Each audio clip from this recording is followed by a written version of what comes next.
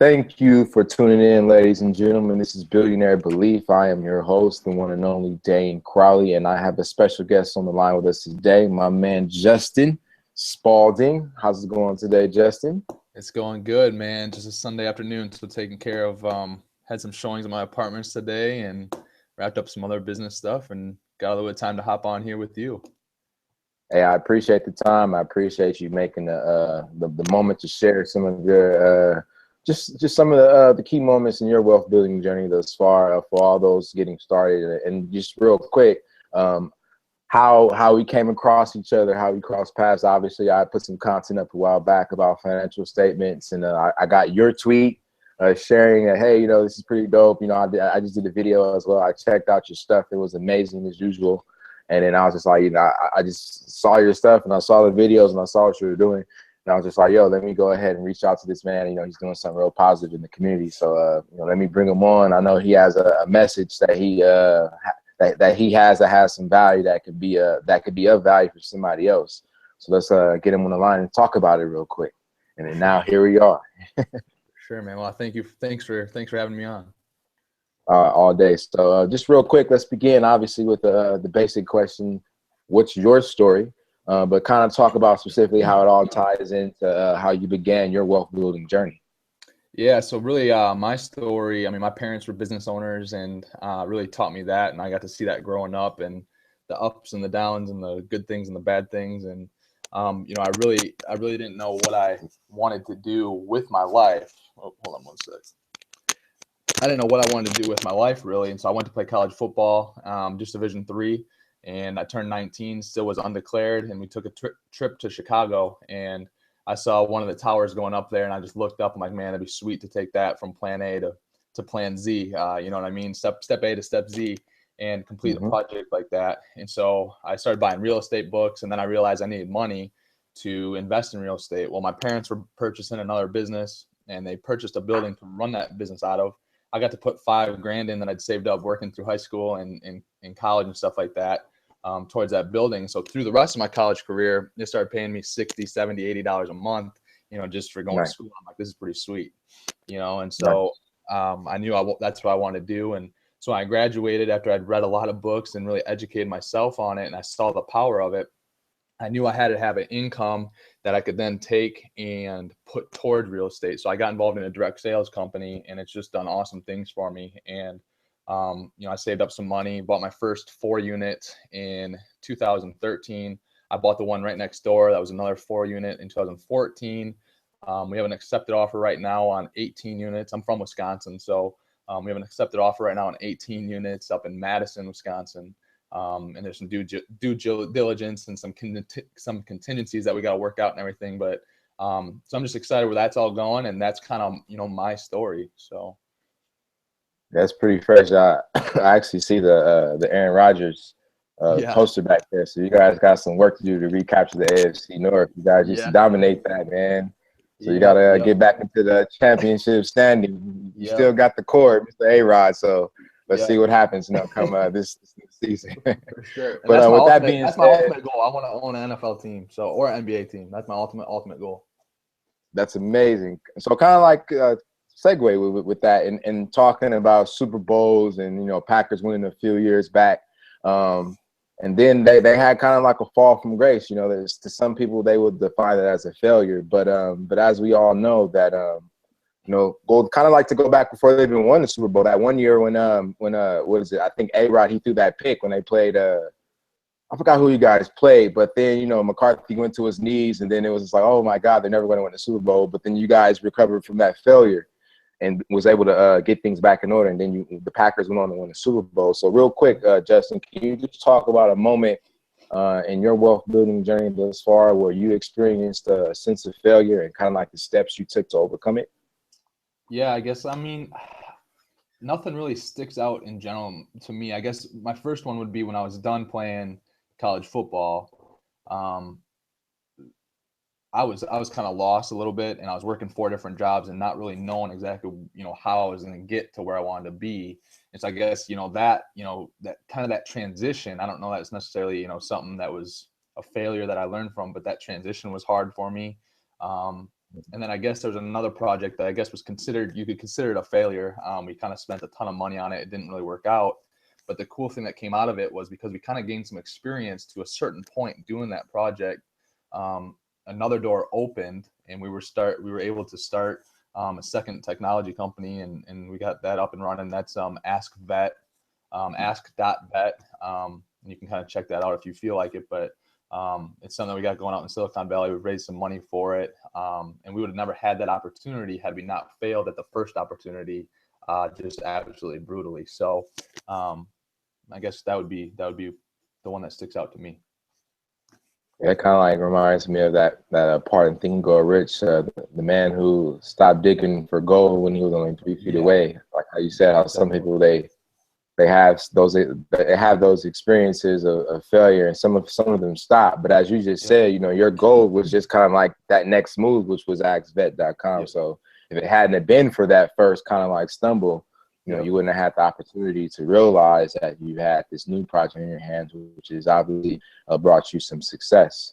So with that kind of like in mind, can you just briefly talk about when you did get your first kind of like aha wealth building moment, when it kind of like finally clicked and it all made sense? Like, hey, because you made a good point in that. Once you for a lot of people who graduate from college, you kind of graduate and you think that you have everything that you need to begin your quote unquote life, but you kind of like are thrown into this game where you are lost because it really isn't what you expect it to be, and then you kind of have to figure things out.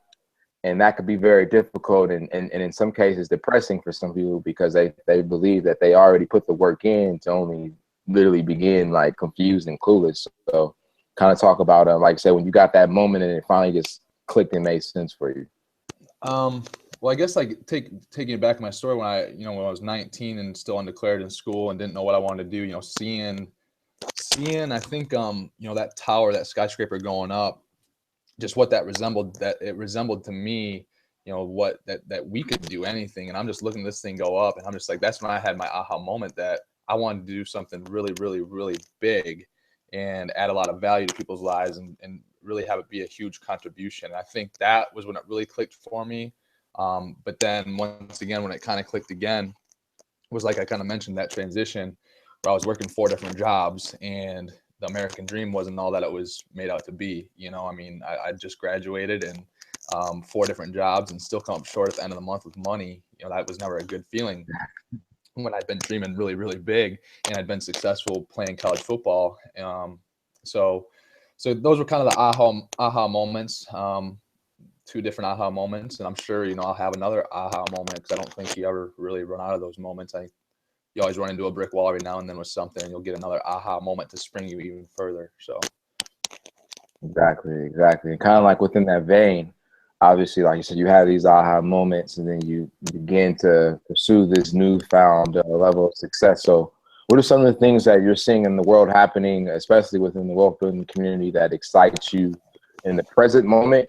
And what are some of the things that you believe will be exciting for the future? I think what excites me is entrepreneurship is, it's I think people consider it cool. When I tell people what I do and all the different things I have going on, they're like, that's really cool. And so I think that's, I like that from the standpoint. I just want to be able to take this and spread it to other people, I guess. And I think people are very receptive to it and they're open and they think it's cool, but now it's just the next step of being able to help them get there. So that's kind of what makes me excited, is that they think it is cool, but now let's take it one more step and really help them, get rocking and rolling with it. So It's dope. I believe I share the same sentiment. I believe, as human beings, we're all here to help others win. And like you said, just to add value to others' lives. And so one group of people, that the strategies and the strategies and tactics that we use to add that value might be different from, another community that we're serving. But just the mere fact that we're focused on doing that, I believe, is why we're here, just to help others win. And so now I'm going to kind of segue into one of my favorite parts of these Students of Wealth sessions, is the 5 questions portion. And these are all kind of like, this is the first thing that comes to your mind. You don't necessarily have to be anything elaborate per se, but I just kind of want to pick your brain, as they would say. So the first question is, What does financial freedom mean to you? Financial freedom, what it means to me, I guess, is really being able to pick up and go wherever you want to go, whenever you want to go, do whatever you want to do when you want to do it, and not have to worry about or be constrained by time or money. And I think that's what financial freedom is to me. And so once you're able to, once you're able to meet those expenses every month off residual incomes or different types of income you have coming in where you don't necessarily have to be there, I think that's a big stepping stone. But then a step beyond that is then being able to create that excess money so that you can, like I said, time and money. So money is not an issue, because time kind of becomes not an issue once you kind of draw even to all your expenses, because you could sit back and know that all your expenses every month are going to be paid off. But then taking that next step to where money's not an issue. So now all that excess and everything, growing that excess and that margin, even to greater heights, so that you can truly do whatever you want. That to me is financial freedom. Dope right there. So what's your favorite personal finance software you use? I use Quicken, and really that's it. I use Quicken. I use Excel. So like all my monthly transactions go in Quicken, and the properties and stuff are in there. And we're actually looking at getting a different type of software for the properties, because Quicken is not the best for keeping track of real estate and stuff like that. But then, I'm a big Excel guy, so I love using Excel to look at a property coming up, or do my income statements myself, so I can kind of compare them to the Quicken and do some projections on Excel and stuff like that. Excellent. So what are your top 3 books for wealth building that you recommend people read? Dude. Dane's you're gonna make me pick 3, huh? I'm a huge reader. Only 3. Me too, bro. So but yeah, I'm a huge reader, man. I think I've cranked out like 16 books already this year, so I crank them out pretty fast. I think The Art of the Deal by Donald Trump is one of my favorite ones. That was one of the first books that I ever read. And, man, that book just really got me thinking a lot bigger. The Richest Man in Babylon. So it really teaches you how to use your money and allow you to duplicate your money. Rich Dad, Poor Dad would be another really good one. I would say those are probably my top 3. But you could ask me probably the same question, Dane, tomorrow, and the 3 might change a little bit. Hey, you and me both. It seems like every time I get a new book, I always feel like, like this is it. Like, I'm glad I bought this as my new favorite one. And then the next month when I buy my batch of books, it's just like, oh man. Yeah. Here, hold on one sec.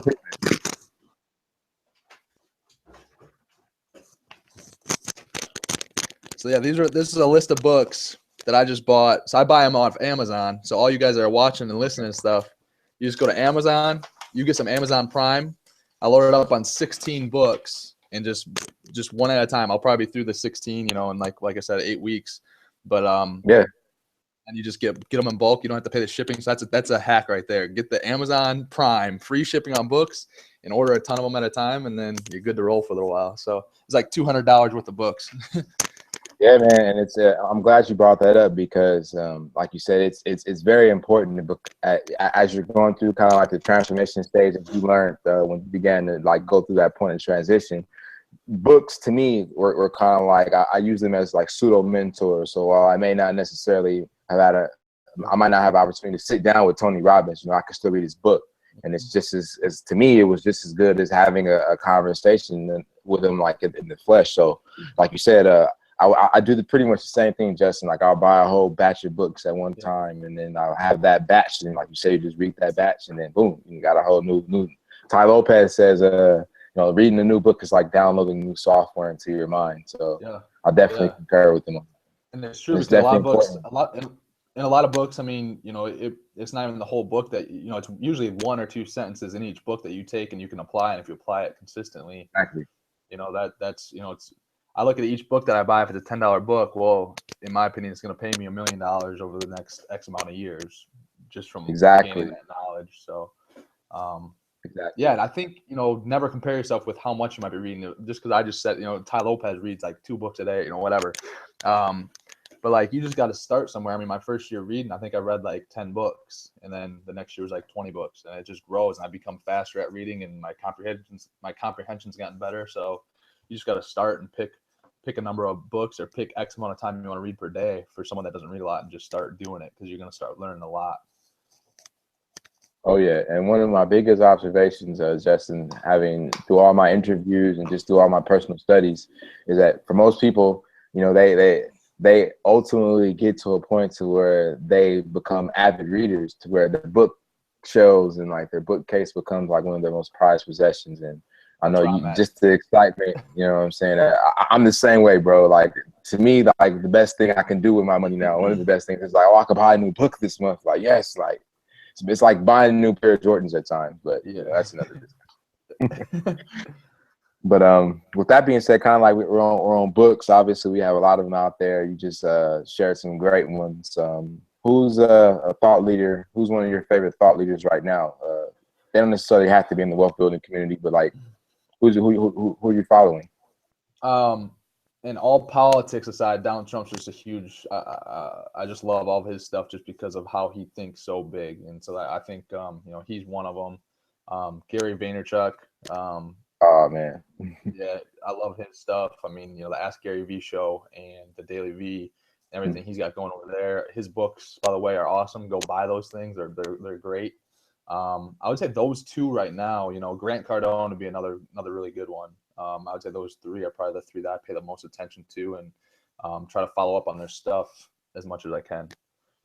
And like you said, politics aside, I concur with the Donald Trump one, because irregardless of what people try to say, it's just like I might not agree with his politics, but when it comes to business entrepreneurship, I find it funny, Justin, how sometimes people will say like, oh, well, he's failed at all these businesses and he's going bankrupt all these times. But it's like what people really don't realize. I mean, what they don't really realize is that like the business went bankrupt. Like Donald Trump per se didn't go bankrupt. Like and when you have a lot of businesses, there's odds are you'll have one that goes bad. I mean, that's my point. And I remember I had a long conversation with someone about that one time. I was like, anytime you really see something like that, just understand that he probably has 10 to 100 probably other businesses that are flourishing right now, but they're only reporting on the one. Just like when Robert Kiyosaki, quote unquote, went bankrupt, it was like that was one of numerous corporations that he owned. Right. So right on, man. But those are some incredible, like you said, Gary V, like you said, the Daily V's, those are amazing. So for all of you guys and guys and gals out there, like you said, those are some incredible suggestions, especially the Daily V. I'm kind of late to the Daily V's, Justin, but like I said, I kind of like binged those a couple weekends ago, and they're just amazing. So like I said, definitely do that. But with that being said, let's kind of like segue to one of the last questions. Is one of my favorites too is, and how often do you exercise? Because we all know it's important. If you want to have wealth, you got to have health. So please educate us. Well, yeah, man, I playing college football and stuff, and I mean, I still work out. I'm probably gonna go here tonight yet. I work out anywhere between 4 to 5 days a week. A crazy travel week, sometimes it's a little bit less just because it's a little bit harder on the road, but I'm trying to get better at that actually. But yeah, that's what I do. I'm a lifter, not a runner. I played football and not running over anything over 100 yards, not for me. I don't want it. So I like to lift, and I'll lift weights all day. But if you're looking at running a mile, I'm not your guy. So, hey, say no more, man. You and me both. I'd rather lift than run as well. So one of these days, you know what I'm saying? If I'm in Wisconsin or you're in LA, we're gonna have to hit up like a 24-hour and get a nice little jam session in. For sure. So, hey, that kind of like sums up the gist of what we had to discuss today. So before we let you go, please just let us know where we can follow you, as well as what we should expect more from Balding with Spaulding, because like I said, I kind of binge watched that earlier this week, man. And I'm loving those, and it's always good just to see different people talking about these various topics. For example, like personal finance statements, because even within watching your videos, it's like me personally, it's like I guess just seeing it spoken about from a different perspective, it gives me new perspective on how I can do something that's a little bit more efficient. So it's more so like, even though I know I understand what personal financial statements are, but I still watch your video because it's like I was able to keep my blade sharper as opposed to it doling out through use. Yeah, yeah, and balling with Spaulding is just something that just kind of it's incremental. They build on each other kind of, and they start from really basic stuff to a little bit more complex stuff. And I have stuff that's planned out here for the next about 10, 15 weeks already. I just dropping one show a week. Tuesday night, Wednesday morning is usually when they drop. And yeah, we'll be coming with our 4th episode this coming week. So yeah, that's definitely a good one. My YouTube channel is JM as in Michael. So JM Spaulding, Spaulding 23. That's the YouTube channel. You can also just obviously, just balling with Spaulding on YouTube and you'll find it. Twitter handle at Justin Spaulding, JUSTIN SPAULDING. You can hit me up on Facebook. I'm out there in all of them. Snapchat's a big one. I like Snapchat. Dana, are you on Snapchat? I am on Snapchat at good, Dane DIESIL. Like, go ahead. We're definitely gonna have to get connected. And like you said, what made me really kind of get into Snapchat a little bit more has been, watching those daily V's, and just because I pretty much felt the same way he felt. My perspective on like the internet and what it was, I shared the same sentiment that he had, in that it was like, Instagram, Facebook, and Twitter. Those were like ABC, NBC, and CBS, and it's just really about you becoming a #1 show on that network. So we all, as individuals, we have the ability to have a #1 show on those networks, but it just all boils down to obviously the original content that we're creating. So that guy, like like a guy like Gary Vee, he just inspires me just to do the content and just to keep and just to keep at it every day. And I always just share with people, because sometimes people are just like, oh, I gotta buy this kind of camera or I gotta do this, but it's just like at the end of the day, obviously there are different types of videos, but just from a commitment perspective and an execution perspective, we all have smartphones and they all have cameras. So just get started there, you know what I'm saying? And as you begin to build, you will get better equipment and you will get better production value. But the purpose of you creating that content isn't necessarily to win an Oscar. It's for you to get that voice out there, just to begin to plant those seeds. So so kind of like within that vein, just one major takeaway and action step that you would give to someone who's listening or who will listen to this video, who's just getting started and they're kind of like where you're at, kind of lost and confused. Like what's the big takeaway you want them to begin this journey with, and what's just kind of like a good starting point for them to begin at? Okay, so the big takeaway, first off, I'm gonna back up. I didn't say my Snapchat. My Snapchat is the same thing as my YouTube. JM as in Michael, SPAULDING 23. I'll be traveling. I got a trip in Vegas and Dallas coming up, Seattle. So I'm kind of all over the map. So it'll be fun to follow me there. But the big takeaway is this: is you just got to follow your dreams, and whatever your dreams are. I think all of us have dreams, and really huge dreams from the age of 5 to 8 to 10, and then people start to crush them a little bit. And by the time you're 18, 19, 22, you just want to pick that first job that comes across because you can make $40,000 a year salary. And I mean, my first year out of college, I think I made 12 grand, but I was doing things that I really loved. And then, it's just grown every single year, just exponentially. And, I look now, if I would have taken this salary job that I was offered, I mean, I'd still be stuck at $50,000 a year. And, this year will be about 4 or 5 times that. And so I'm just so thankful that, I didn't go that route. So that'd be my first thing, is never settle, always keep dreaming, never settle, always keep dreaming. That's what I'll just say over and over again. And then really, don't be scared to share your ideas with people, because even though you might think it's a stupid idea, you might have the start of something that's super special. And then you have to, an idea is just an idea. You have to take action.